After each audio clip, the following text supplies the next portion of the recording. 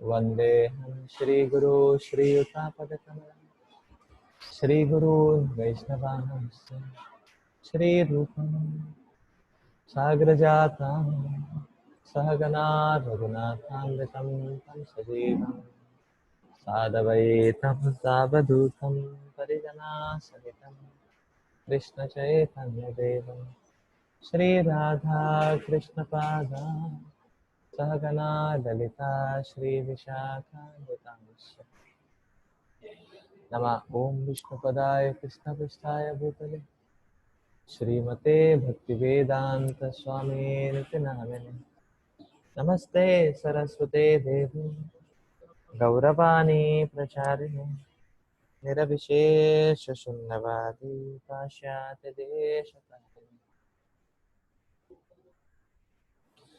नमो महावदन्याय कृष्ण प्रेम प्रदायते कृष्णाय कृष्ण चैतन्य नामिने गौरकृष्णे नमः हे कृष्णा करुणा सिंधु दीनबन्धो जगत्पते गोपेश गोपिका कांत राधा कांत नमोस्तुते तप्त कांचन गौरांगी राधे वृंदावनेश्वरी वृषभानुसुते देवी प्रणमामि हरिप्रिये नीलाचल निवासाय नित्याय परमात्मने बलभद्र सुभद्राभ्यां जगन्नाथाय ते नमः वाञ्छाकल्पतरुभ्यश्च कृपा सिन्धुभयेव च पतितानां पावनेभ्यो वैष्णवेभ्यो नमो नमः जय श्री कृष्ण चैतन्य प्रभु नित्यानंद श्री अद्वैत गदाधर शिवासदि गौरभक्तवृंद हरे कृष्णा कृष्ण कृष्णा हरे हरे हरे राम राम राम हरे हरे मूकं करोति वाचालं पङ्गुं लङ्घयते गिरिं यत्कृपातमहं वन्दे श्रीगुरु दीनतारिणम्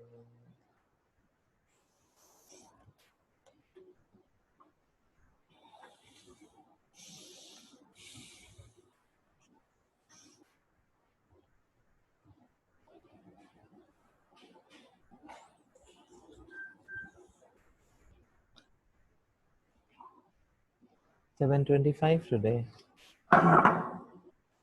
नाहं प्रकाश सर्वस्य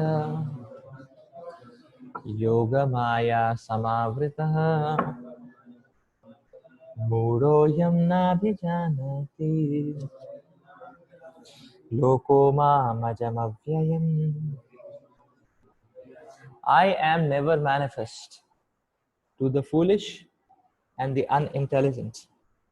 For them, I am covered by my internal potency, and therefore they do not know that I am unborn and infallible.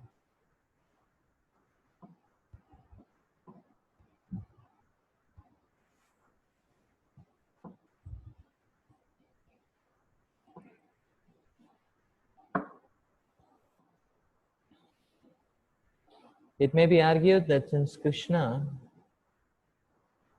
was visible to everyone when he was present on this earth, then how can it be said that he is not manifest to everyone? But actually, he was not manifest to everyone. When Krishna was present, there were only a few people who could understand him to be the Supreme Personality of Godhead. In the assembly of Kurus, when Shishupal spoke against Krishna's being elected president of the assembly,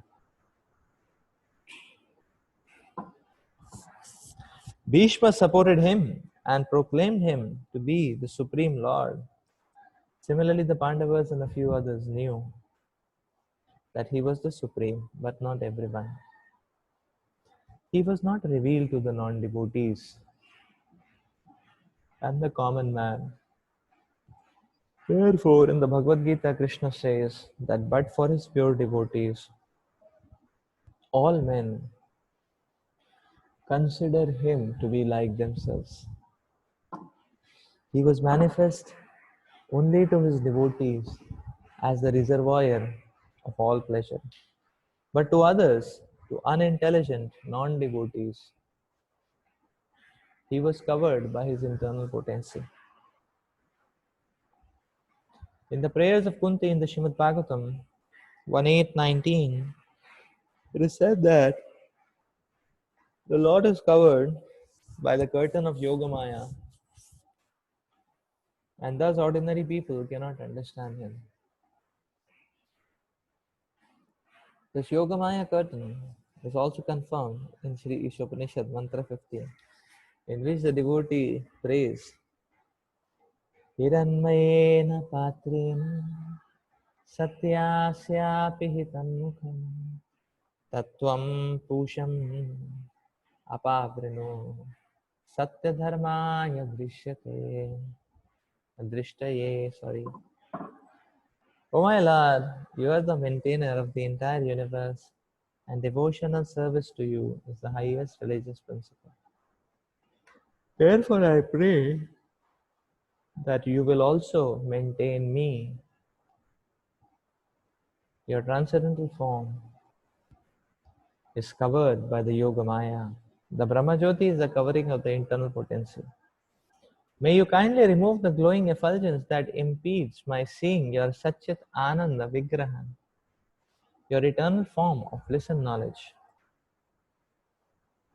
The Supreme Personality of Godhead in its transcendental form of bliss and knowledge is covered by the internal potency of the Brahmajyoti.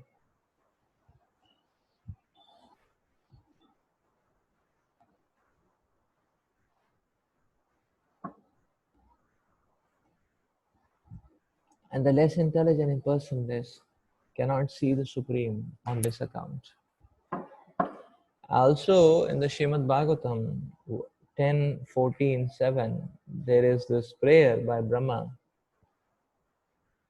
O Supreme Personality of Godhead, O Super Soul, O Master of all mystery, who can calculate your potency and pastimes in this world?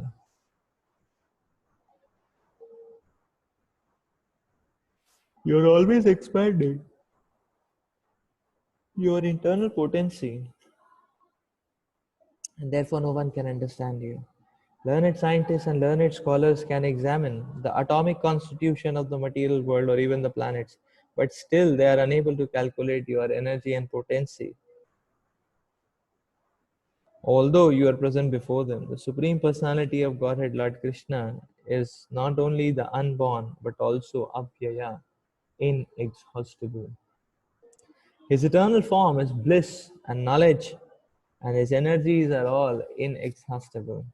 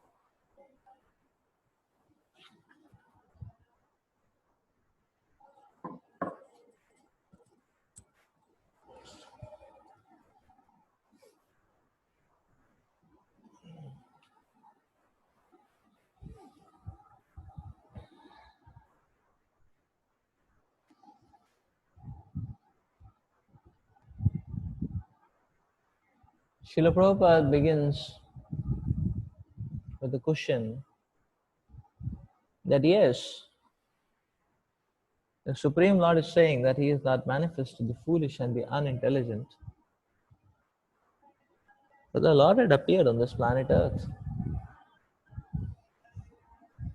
That means He was visible to everyone.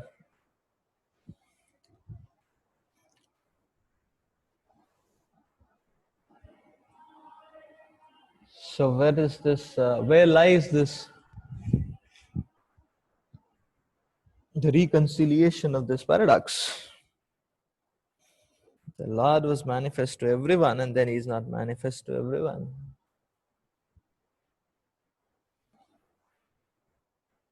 And then Srila Prabhupada so beautifully points out that yes, although the Lord was present before the eyes of everyone, but people were not able to understand this is the Supreme Personality of Godhead.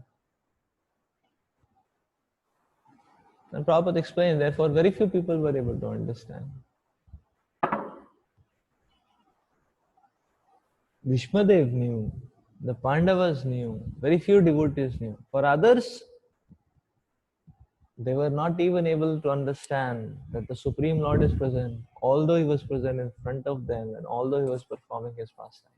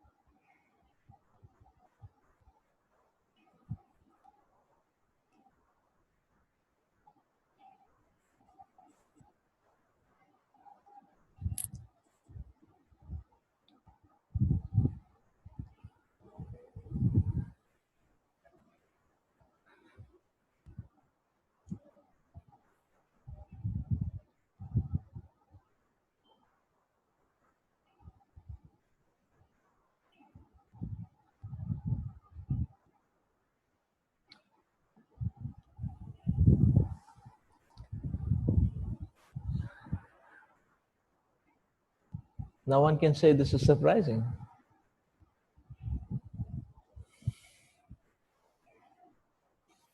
So the point to note is that this kind of surprise uh, is a constant phenomena in this material world.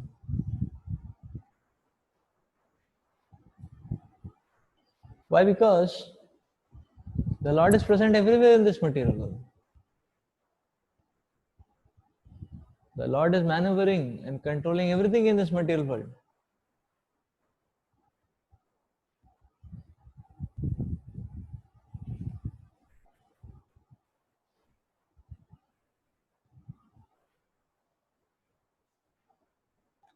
Nothing can exist without the Supreme Lord's presence. The Lord is maneuvering everything in this material world. Actually, the Lord is everywhere, everywhere in this material world. But we are not able to see it. So that surprise is happening everywhere, at all times.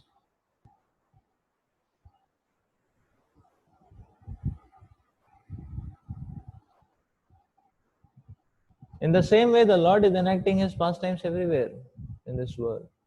What is the Lord's pastime? The constant effort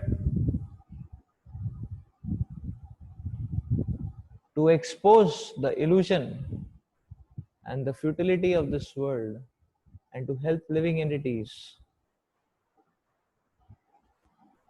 get aid or get facility to come closer to the Supreme Lord. That pastime is going on everywhere. That pastime is going on all the time. So the pastimes of the Lord in the form of Sankirtan are going on everywhere. The Acharyas explain that. The Sankirtan movement is the extended pastime of Lord Chaitanya Dev, the Prema Sankirtan. So therefore, the Lord's pastimes are going on now also.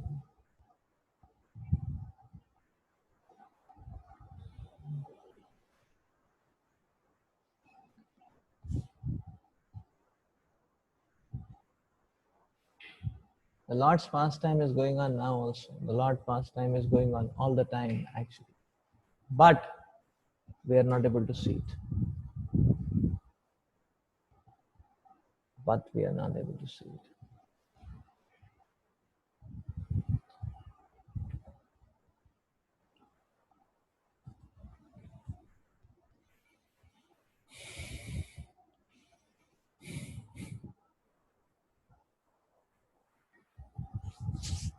If we try to analyze this world is not running on uh, any kind of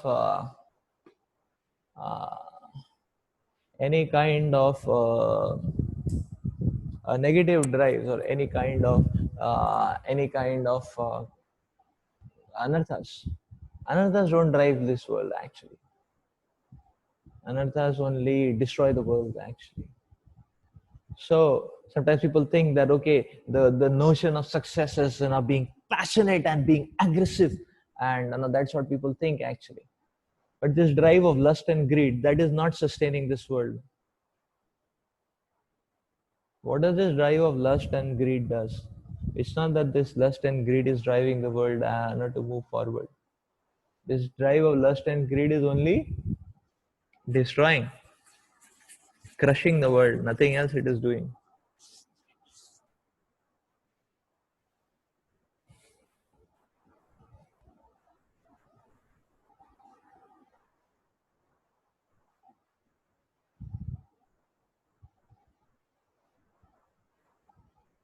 We will see if a person is, say, for example, lusty or greedy, such a lusty or greedy person will, such a lusty person or a greedy person will insanely exploit others. That's what lust and greed will do.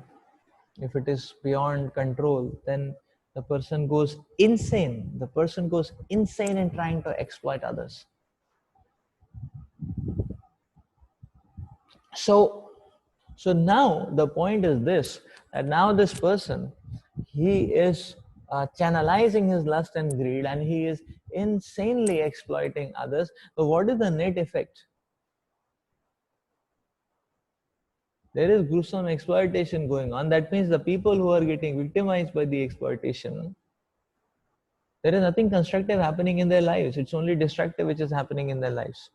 And the person who is exploiting, what constructive is happening, what is constructive and progressive which is happening in his life as well.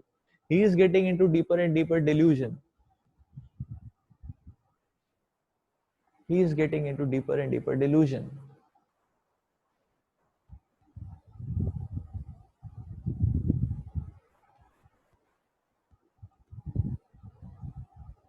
Because the verdict of the Bhakti Shastras and the Acharyas is that even to get a little bit of happiness in this world, one has to come on the level of mode of goodness.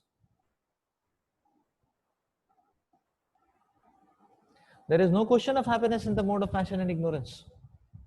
So even the person who is driving, he is also not getting stabilized.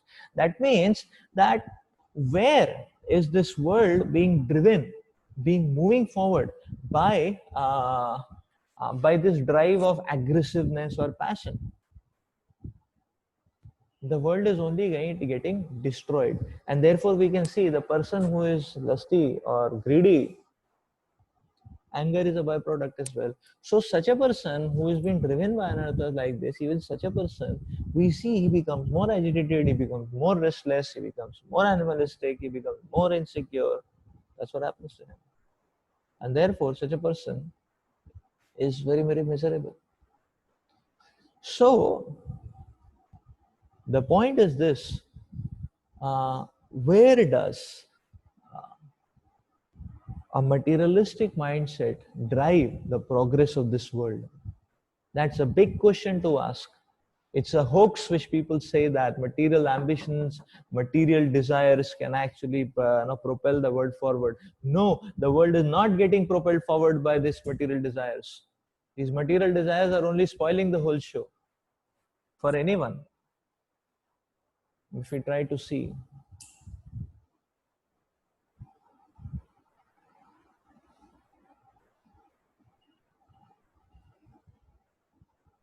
For anyone, that case is true.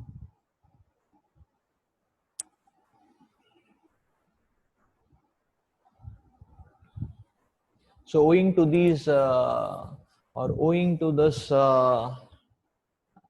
excessive increase of lust and greed, so people are getting cheated. That's all what is happening. People, so when, and what is the experience? That people are cheated. You know, people are cheated, they get victimized, they enter into traumatic experiences. So whatever they could achieve, that also they are not able to do, because no, uh, that's what happens to people, is it not? Whatever they could have in general achieved their capacity, that also gets toned down. So this drive of material desires is not sustaining and maintaining this world. This drive of material desire is simply torturous and destructive.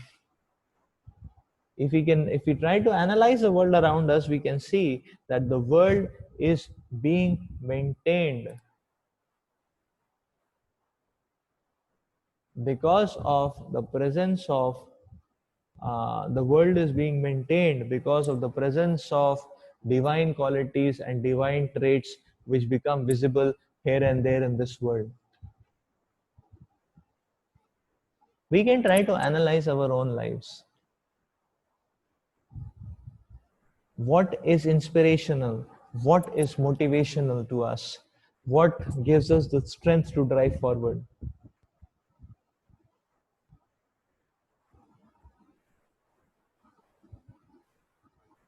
Is it the drive of vengeance, or is it the drive of kindness? What touches us, or what can drive us forward? So we can see that it's very clear. It's very clear. The materialistic formula don't drive and sustain this world. It is these traits of positive divine qualities which get manifested in different people in different times,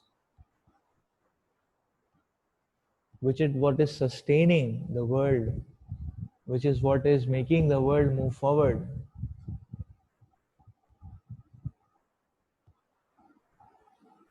Just like we can see the scenario of the world, there are lakhs of people who are poor and who don't have any facilities, any opportunities.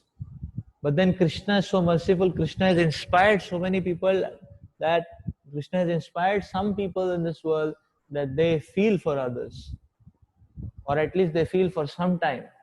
And some little reciprocation, some little act of kindness is what help people move forward. Is it not? We can see that.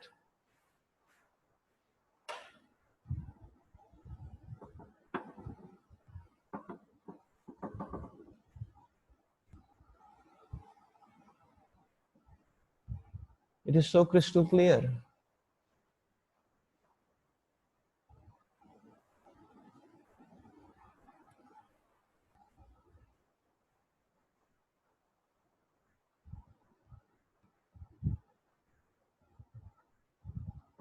So the Lord is so merciful. The Lord inspires some living entity or some human beings to be compassionate, to even say animals, for example. Some people, uh, yeah, some people work day and night for the cause of animals. So this is, so the point is that this is what sustains the world. There are people who have feelings for environment. They are spending their lives for the cause of environment. There are people who are having feelings for uh, animals, and therefore we can see that certain species are still going on, moving on, and so on and so forth. There are people who are compassionate, kind, warm, encouraging, sacrificing.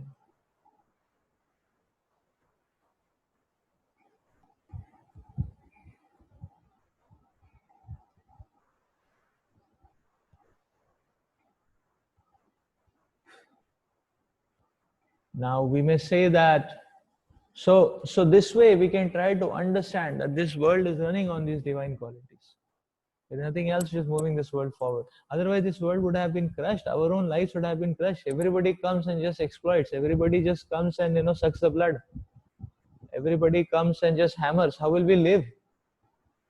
How will we survive? So if that kind of scene is there, how are we going to survive?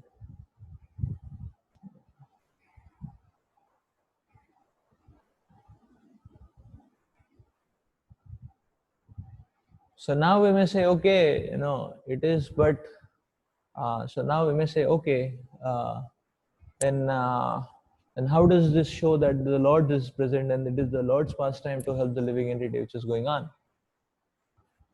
Because what we see is a person. Okay, somebody was encouraging. So had that somebody not been there, then no, my life would not have been like this. So a person may think like that actually. You know, uh, just like Karana was making the point that when I was being crushed all around, then there was this somebody who came forward with the helping hand. There was this somebody who helped me out. Karana's statement, how can I leave him?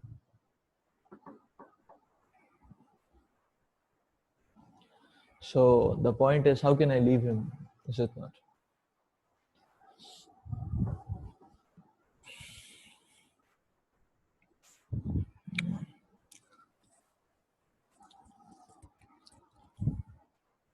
Prahlad Maharaj also makes a similar statement. Shri Prahlad Maharaj is also making a similar statement.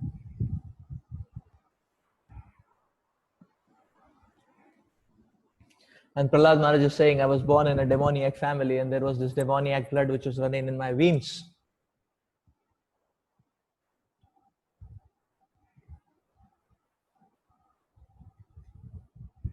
And there was no hope and scope for me. When somebody came in my life and uplifted me and made me like him, so how can I leave? How can I leave serving him?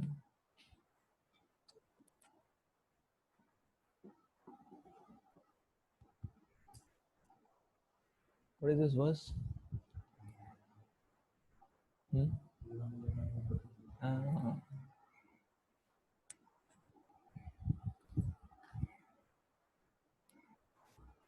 एवं जनम हि पतितं प्रभवाहि कूपे कामाभिकाम अनुयः प्रपतन्त संग. What is next? Kritvatmasat.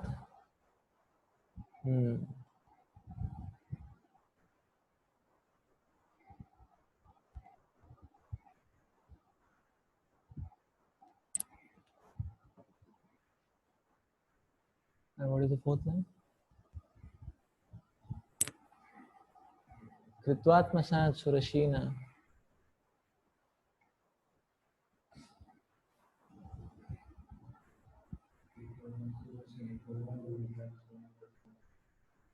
What is the fourth line? Soham katham na vrisuje tava vritya sevam Kritvatmasat surashina bhagavat Krihitam. Soham katham na vrisuje tava vritya sevam. How can I give up? How can I give up? Serving. That somebody who came in my life. That's what Prahlad Maharaj is saying. So now, why we are analyzing these two statements? Because this is where we get the answer of, this is where we get the right answer. I mean, this is where we get the answer of, or this is where we get understanding of Krishna's presence. So yes, on one hand, Karana was saying that, okay, everybody had forsaken me and I was an extricated, expelled, dejected outcast where somebody gave his hand to me. So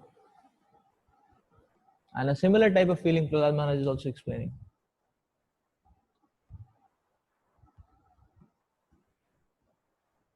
So first of all, we can try to understand that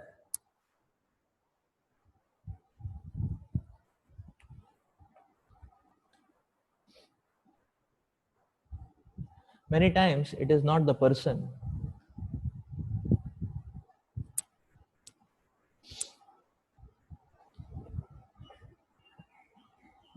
Many times it is not the individual person in isolation who is be all and end all for somebody.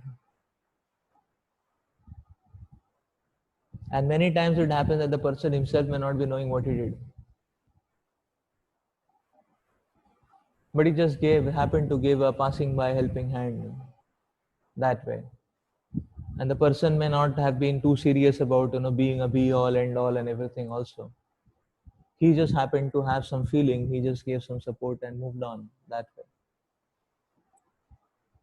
Many times it happens like that. So many times,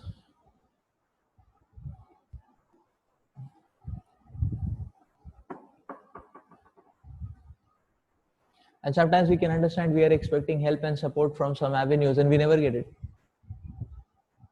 So we can try to understand an individual person is at best a carrier who is sending mercy and love, who is sending warmth and encouragement, who is sending inspiration. It is Krishna who is sending that through various mediums. It is the Supreme Lord who is sending that. It is not some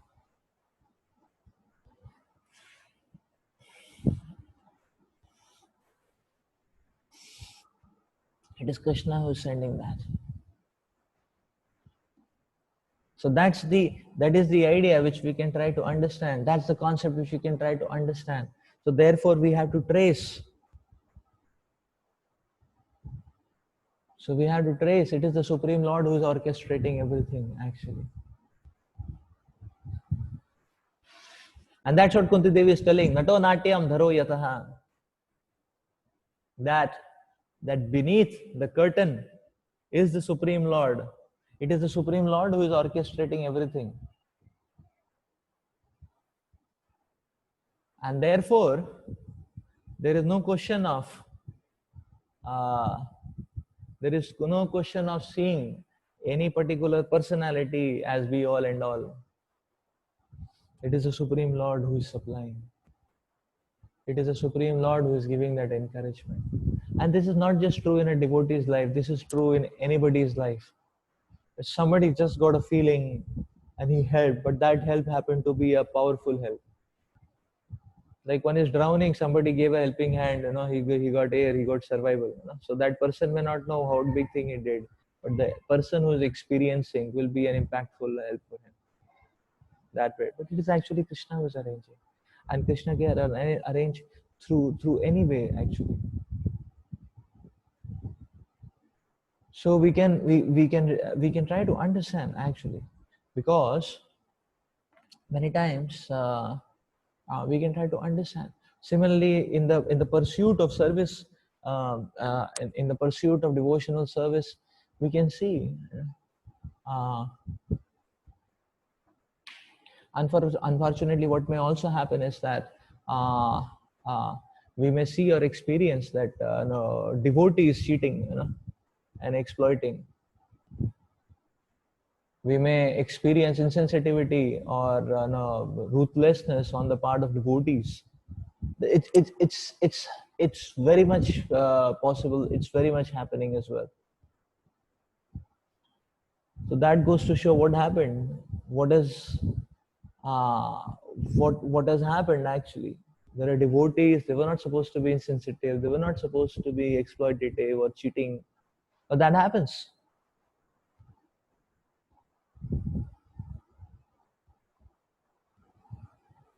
So that is the history. I mean that's happened. That's happening. That is going to happen as well. Now what? Now what? So the reconciliating factor is only we have to understand. But we have also experienced that sometimes a devotee may turn a blind eye to our problems, or turn a blind eye. Whereas a materialistic person may happen to pass by and give a positive support and move. And that person, materialistic person himself, doesn't know what he did. Or he just had some feeling, he just gave a support, moved on, like that. So this is the point. We have to understand whose love is this then? This is Krishna's love. This is Krishna's love. So Krishna's love can come through anyone actually. Krishna's love can come through anyone. Krishna's love can come through anyone. That's what we have to understand. It is Krishna. This is Krishna's pastime. This is Krishna's presence in this world. So therefore we have to understand that if we stick on the path of dharma, from somewhere or the other, the Lord's reciprocation will come. From somewhere or the other, the Lord's reciprocation will come. The reciprocation may come from a materialistic fellow. That doesn't mean that materialistic fellow is God. That was the mistake of Karna.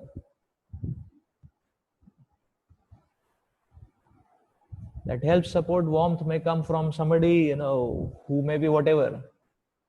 That doesn't mean he is be all and all. But we have to understand, it is nato natyam dharoyata. Krishna, for that moment, is inspiring him to be able to give a support, actually. To be able to give an inspiration. So we have to understand, it is the Supreme Lord. It is Krishna's presence, actually.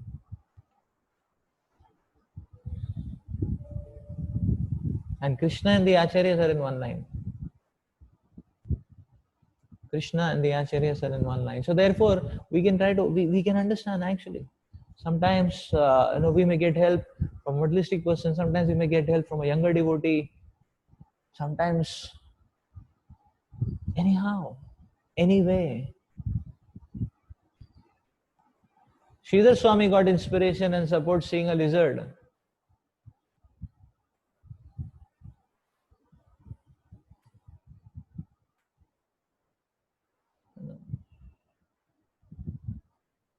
A lizard solved his problem. It was a serious problem. It was a serious problem of duty, responsibility, everything and all that. And Sridhar Swami, a lizard helped him. Now the lizard doesn't know what she did. She just ate her food. Sridhar Swami got what he wanted to get. So it is Krishna's love. It is Krishna's inspiration. It's Krishna's direction, actually. We have to understand this, actually. Therefore, we have to understand that yes, the Supreme Lord is present everywhere in this world. So now what is Prahlad Maharaj speaking about then?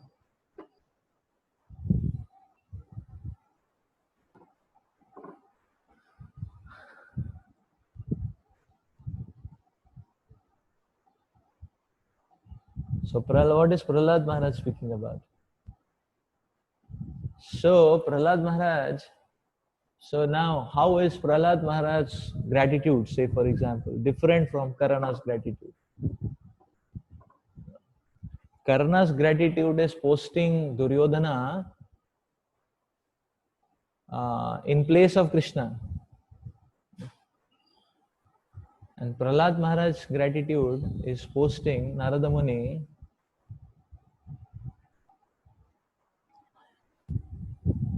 as a person who can help him surrender to Krishna even more. So Prahlad Maharaj is not a sentimentalist, is saying, no, so ham katam na tava bhritya sevam. No, how can I leave service to this great soul, Narada Muni? Like that. Why he doesn't want to give up the service of Narada Muni? Because Narada Muni will never give up the service of Krishna. That is the point to understand. Therefore, so there is a difference actually. So this is the difference between foolish and intelligent. The Lord says, I never manifest to the foolish and the unintelligent. So what is foolishness? Is to actually get bewildered by external factors and forget Krishna. And intelligence is to relate, is to be able to find out and relate that the Supreme Lord is driving everything actually. So Prahlad Maharaj is not sentimentalist at all. He is not simply that, okay, I was in problem, Nagmani helped him. Yes, that is true. But he says, I want to serve him because he can help me serving you better. He can help me serving you better. Therefore, I want to serve him. Therefore, I want to stick to him. Why should I give up his service? Because his service is your service. It's so his service is a better service of yours than the service which I can conceive of on my own. This is the point, actually. This is the point.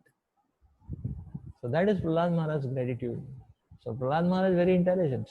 He is not sentimental. Whereas Karna exhibited foolishness. Foolishness. He got infatuated, Karna. Intoxicated and infatuated. And that's what actually Duryodhana wanted. He wanted to bewitch and infatuate and then exploit Karna. Use him as a trump card. Use him as a trump card. But Prahlad Maharaj is teaching us the right meaning of gratitude. Prahlad Maharaj is seeing that yes, Krishna is helping me in all circumstances, and his help has been manifested through this great devotee, Narada Muni, who is helping me to connect to Krishna even better. Why should I leave service? How can I leave service to this great soul? How can I leave service to this great soul? So that is the point, actually. That is the point. That one should see Krishna in everything. So this world, actually, the pastime of the Lord is going on. But the pastime of this Lord is covered by this internal potency. So this internal potency helps the devotees relate with Krishna better, and this internal potency covering actually obscures the non-devotees further and further from Krishna. Both these things are happening. So it gives a elevated platform so that devotees can reach out to Krishna easily and reciprocate with him. But for the non-devotees, it adds on, further and further distancing. This is what this internal potency does. Therefore, this internal potency is always expanding.